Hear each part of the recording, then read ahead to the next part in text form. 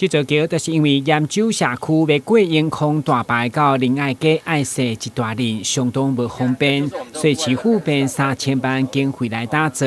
上午市长吴美婷伫立委林义景等侪民代陪同前来会勘。会中水利局长表示，该桥号名中路步桥，除了锁定民众到水资源中心的路程，嘛兼顾护花堤防的整治。对此，市长吴美婷表示，后续也可以争取3亿来兴建盐洲抽水站，改善当地饮水问题。那我们也宽筹经费，再准备了3000万的经费，来做一个非常美轮美奂的钢构桥。那同时也凸显了这个地方的整治其实有一点初步的效果。不管是护岸，那护岸的右岸的部分还是土岸左岸的部分已经是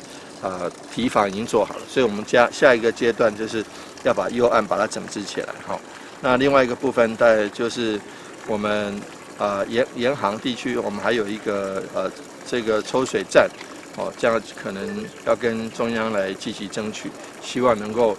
改善沿航地区以前常常有会淹水的情形。那这一点呢，我们非常谢谢立法院我们在地的林委员，还有我们市议会，我们陈议员，还有杨议员，还有林议员的团队能够这个很积极的通过垫付款，能够让工程得以顺利进行。接下来下一阶段的3亿元抽水站是我们努力的目标，我们也将赶快的积极争取这3亿元。另外的大概这个右岸的这个堤防，我们也要赶快去处理。